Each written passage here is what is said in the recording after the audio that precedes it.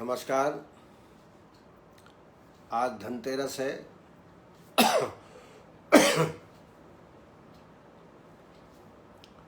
आज हम धनतेरस के दिवस के अवसर पर भगवान धन्वंतरी की पूजा करते हैं। जैसा आप सबको मालूम है, आप सब जानते हैं कि कार्तिक माह की कृष्ण पक्ष की त्रयोदशी तिथि के दिन समुद्र मंथन के समय भगवान धन्वंतरी अमृत कलश लेकर प्रकट हुए थे।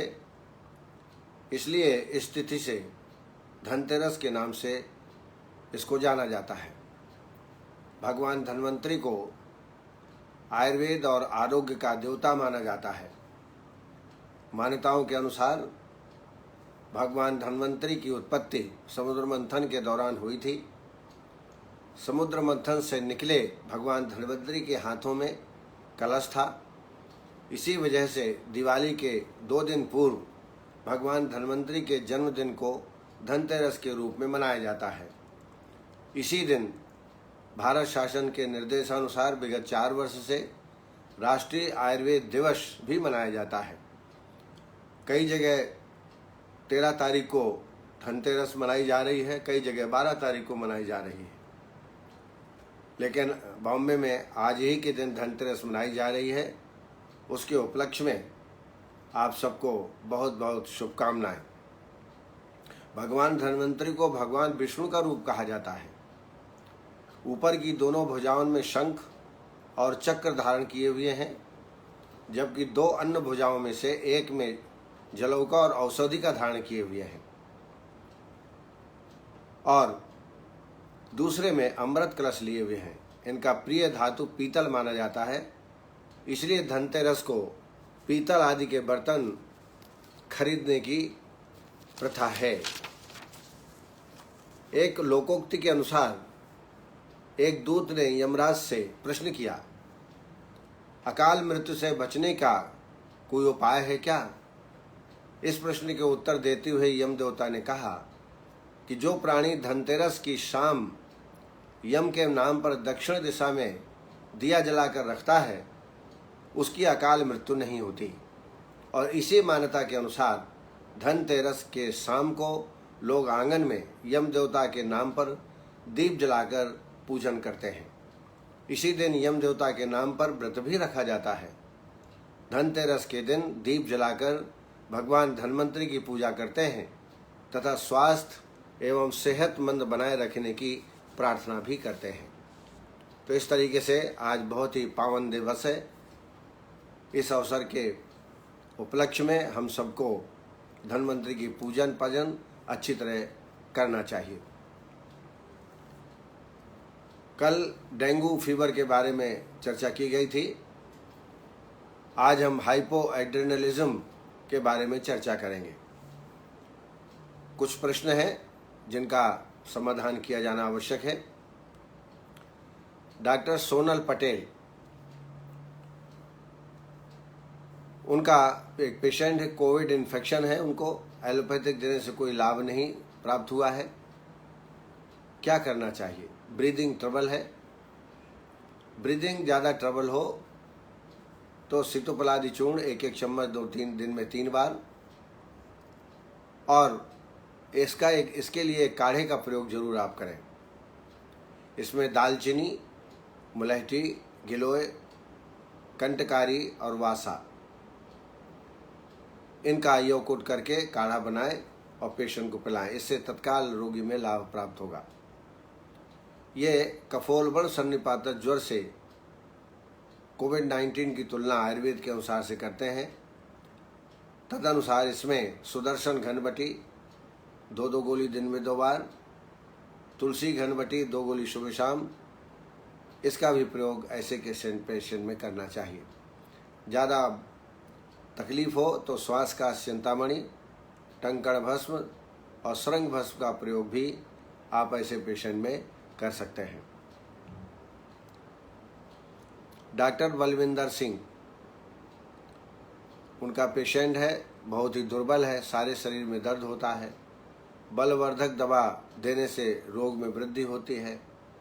पतले दस्त होते हैं, 27 साल की उम्र है, हम चाहते हैं कि पंचकर्म कराएं। तो सबसे पहले जो पतले दस्त हो रहे हैं उसकी चिकित्सा करें। कुटन घनबटी, अमीबिका बटी या गंगाधर चूर्ण का प्रयोग करके पहले दीपन पाचन औषधि दे करके फिर स्तंभक औषधि दे के अतिसार को कंट्रोल करें सबसे पहले। इसके अलावा जब पतले दस्त बंद हो जाएं, दीपन पाचन अच्छा हो, खाना रुचिकर हो, तब उसको बल्य आहार का सेवन कराएं और फिर बाद में पंचकर्म की सोचें। ऐसी अवस्था में वाह्य अभ्यंग और वाह्य सूदन करें और साथ में जो सिद्ध वस्ती है, यवकोल कुलत्थानाम क्वाथा मागधिका मधु, सिद्ध वस्ती का प्रयोग करें। मेरी किताब में है, आप उसमें देख सकते हैं। सिद्ध वस्ती है या बलवर्धक वस्ती, रसायन वस्ती, यापन वस्तियों का प्रयोग करना है। क्योंकि पेशेंट कमज़ोर है, इसलिए वमन विरेचन अभी न कराएं जब तक पेशेंट में ताकत ना आए। डॉक्टर बलविंदर सिंह ने जो अपने पेशेंट की चर्चा की है, ऐसी अवस्था में पिच्छावस्ती का प्रयोग कर सकते हैं। औषधियों में बोलबद्ध रस, सूत शेखर, बोलबद्ध रस 250 मिलीग्राम, सूत शेखर 125 मिलीग्राम, पंचामृत।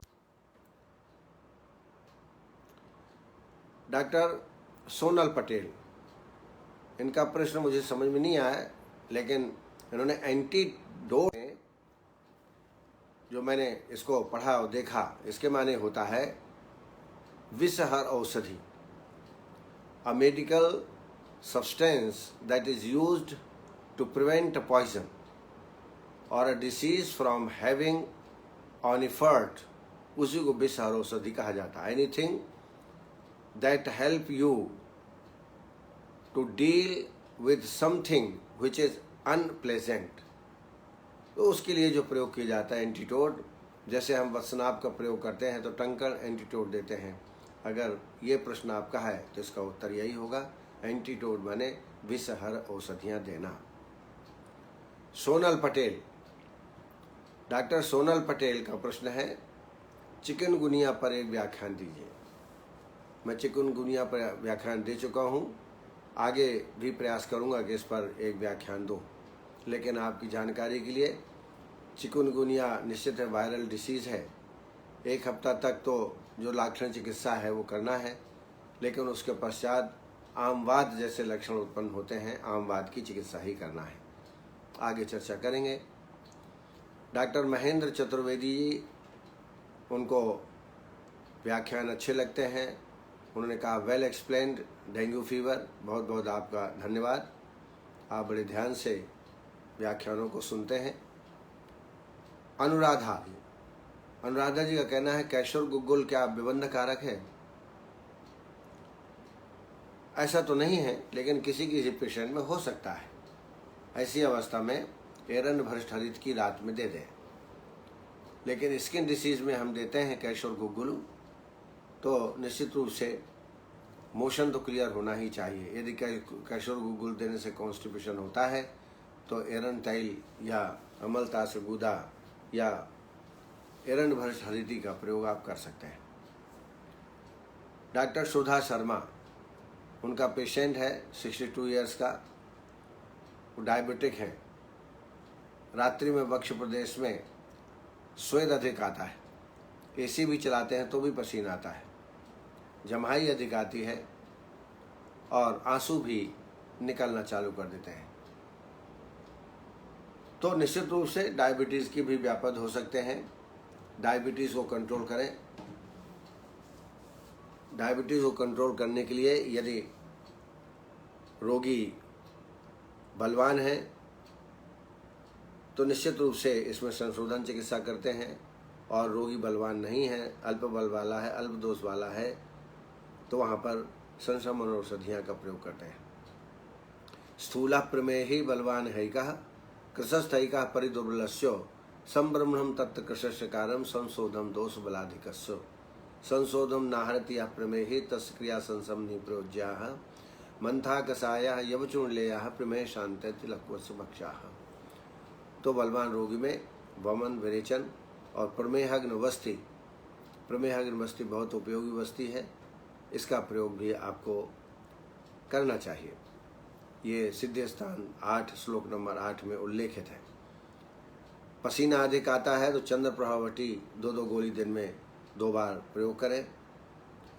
जम्हाई आना ये कफ का लक्षण है,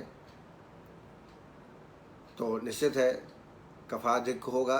ऐसी अवस्था में चूँकि डायबिटीज़ भी है, ऐसी अवस्था में मामज्जक घनबटी और गुड़मार घनबटी ये 2-2 गोली दिन में 2 बार सेवन कराएं।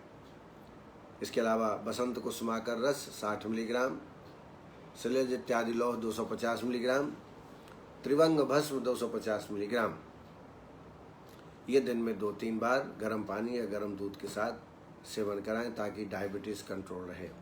मधुमेहारी चूर्ण डायबेकॉन हिमालय का आता है 2 सुबह शाम को।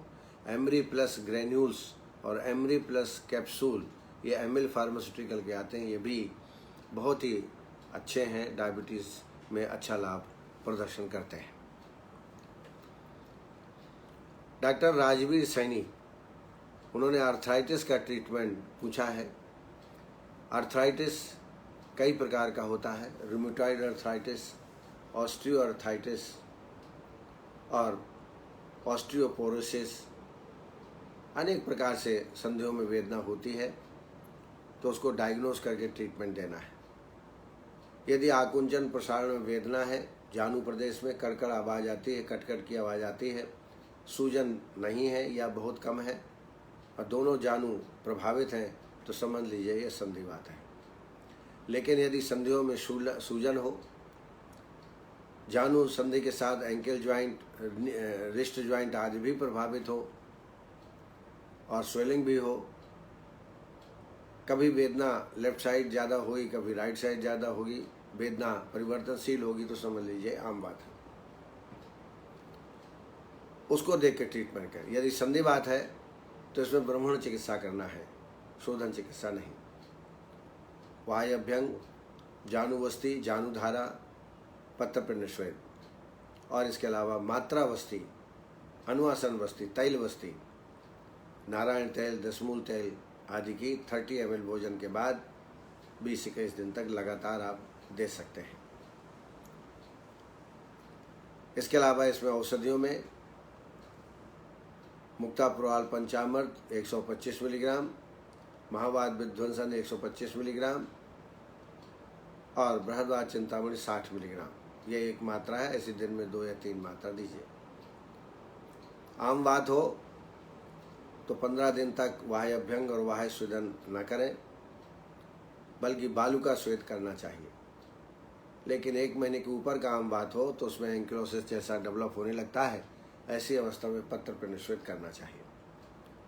औषधियों में सीनाद गुग्गुलू 2-2 गोली दिन में 2 बार, आम वातारी रस 250 मिलीग्राम, महावाद विध्वंसन 250 मिलीग्राम, अग्नि कुमार रस 125 मिलीग्राम, ये ऐसी दिन में 3 मात्राएं पेशेंट में सेवन कराएं। आम बात हो तो चिकित्सा सिद्धांत के अनुसार पहले दीपन पाचन पंचकोल काढ़े का सेवन कराएं, आभ्यंतर स्नेहपान कराएं त्रिफला घृत से या त्रिउष्णाद्य घृत से, और फिर विरेचन करा दें। विरेचन करने के पश्चात फिर वस्ती प्रारंभ करें। इसमें क्षारवस्ती, पंचकोल क्षारवस्ती, वैतरणी वस्ती अत्यधिक उपयोगी है।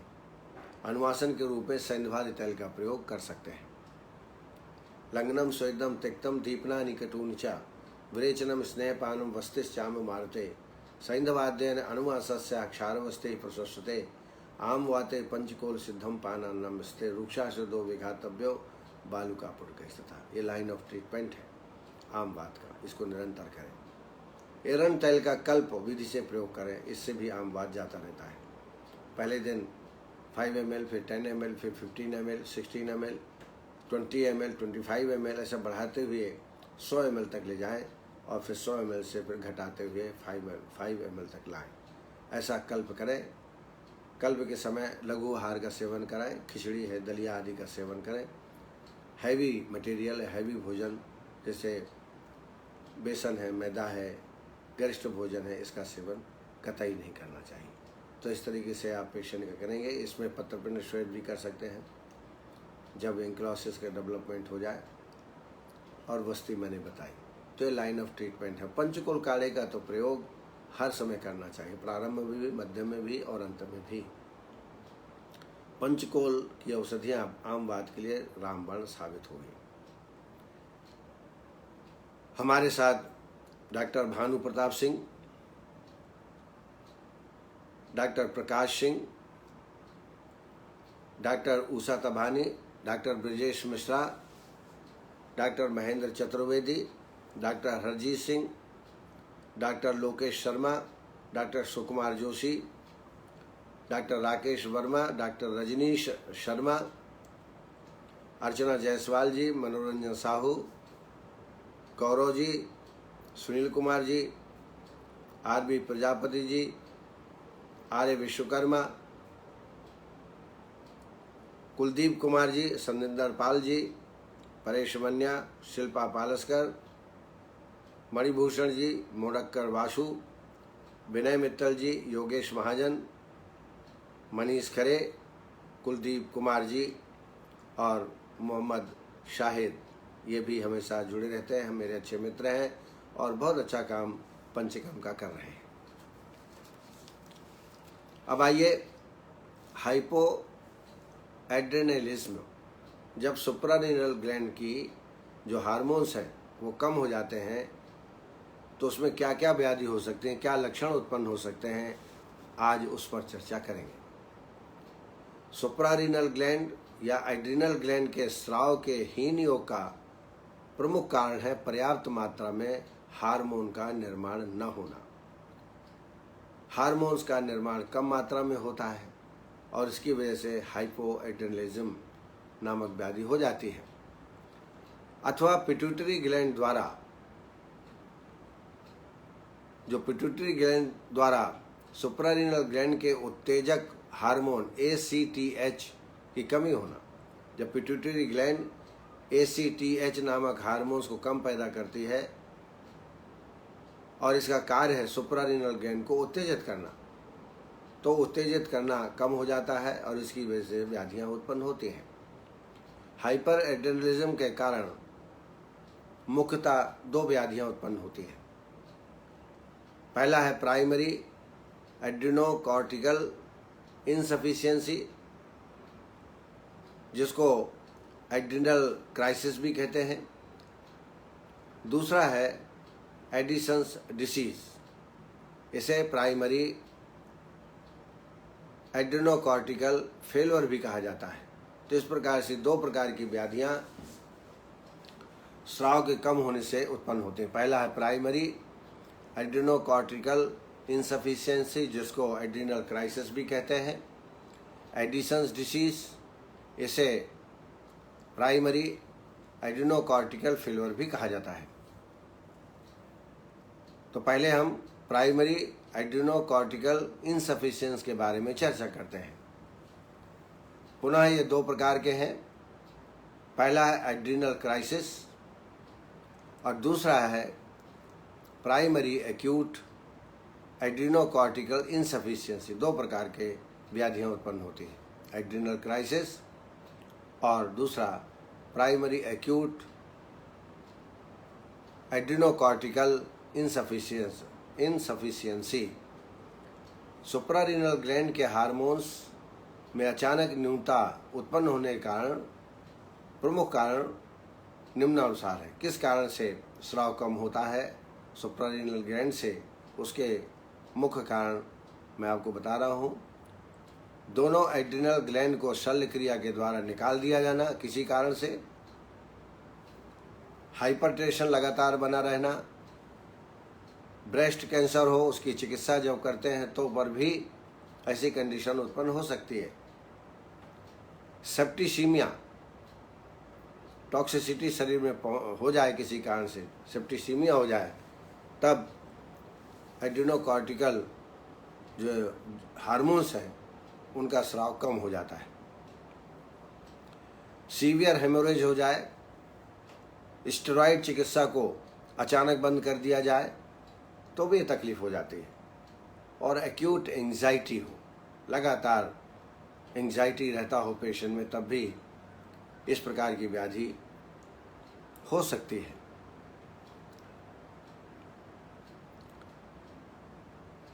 इसके अलावा जो सामान्य लक्षण हैं, एड्रिनल ग्लैंड के हार्मोन्स में सद्या न्यूनता का मुख्य कारण है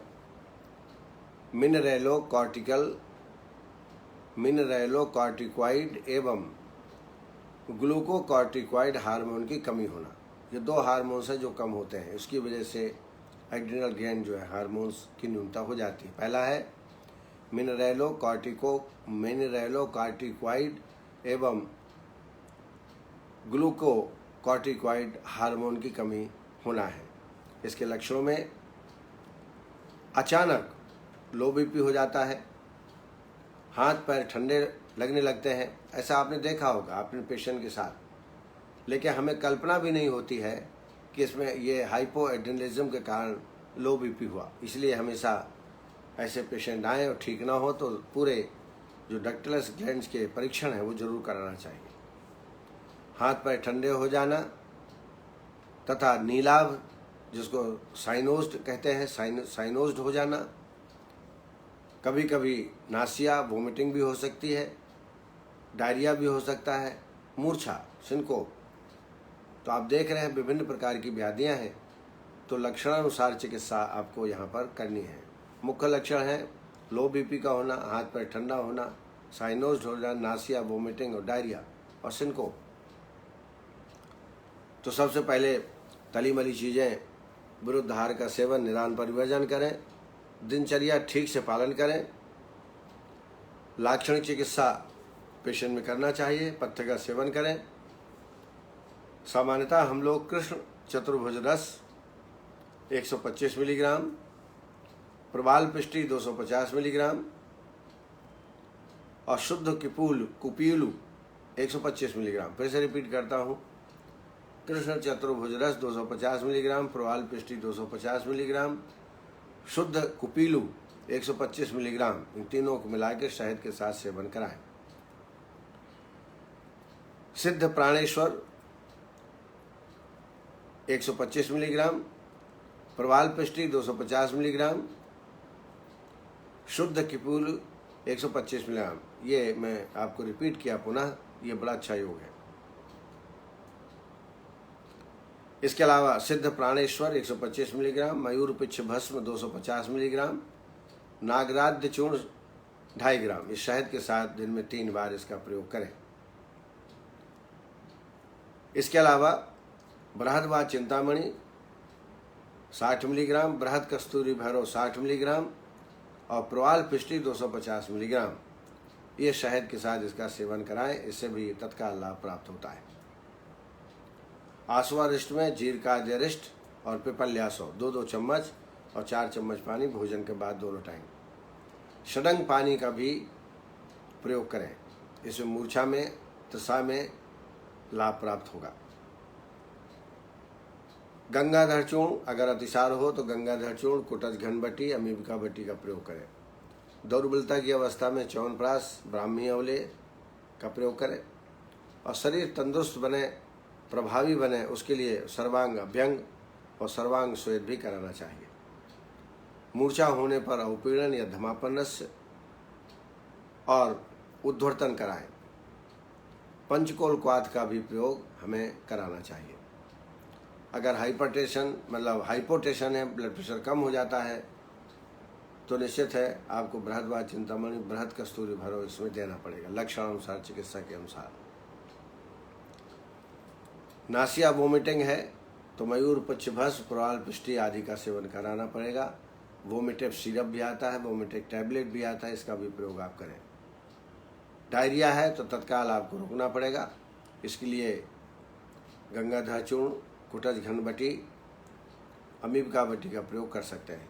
मूर्छा हो तो यहाँ धमापन्नस्य, तीक्ष्णस्य का सेवन करें, जिससे मूर्छा उसको जाती रहे। इसके अलावा शीतल उपचार करें। तो इस तरीके से लक्षणानुसार चिकित्सा इसमें हमें करनी चाहिए। तो इस तरीके से हाइपोएड्रेनलिज्म की जो जरूरी बातें थी मैंने आपको बताई। आप समय पर उपस्थित होकर के कार्यक्रम को सुन रहे हैं, इसके लिए आपको बहुत बहुत हार्दिक धन्यवाद। आज 3 जगह वेबिनार था। एक तो 10:30 से था जो कि गवर्नमेंट ऑफ इंडिया CCRS ने आयोजित किया था, उसमें भाग लिया। फिर 1 बजे से एक कार्यक्रम था बम्बई में, जो आयुर्वेदिक कॉलेज है, YMT आयुर्वेदिक मेडिकल कॉलेज, उनके द्वारा पंचकर्म विषय पर वेबिनार किया था, उसमें सम्मिलित हुआ। फिर आपके समक्ष 4 बजे उपस्थित हुआ। आज दिन भर व्याख्यानों की श्रेणी होती रही है और आपका प्रेम है कि ये 4 बजे कार्यक्रम में छोड़ता नहीं हो। चूँकि आप सब उपस्थित होते हैं, ये मेरा सौभाग्य है। कल फिर हम इसी पर उपस्थित होंगे। कल भी बहुत सारे प्रोग्राम हैं, हो सकता है कल उपस्थित ना हो पाए तो कल की छुट्टी समझिए, क्योंकि 1 बजे से बहुत सारे कार्यक्रम हैं। सुबह कार्यक्रम है, शाम को भी कार्यक्रम है। तो कल आप आनंद उठाइए राष्ट्रीय आयुर्वेद दिवस का। उसके उपलक्ष्य में कई वेबिनार और सेमिनार हो रहे हैं, उनका अवलोकन करें। कल के लिए मैं माफ़ी चाहूँगा। परसों फिर हम इसी वक्त इसी समय उपस्थित होंगे। सबको नमस्कार। जय आयुर्वेद।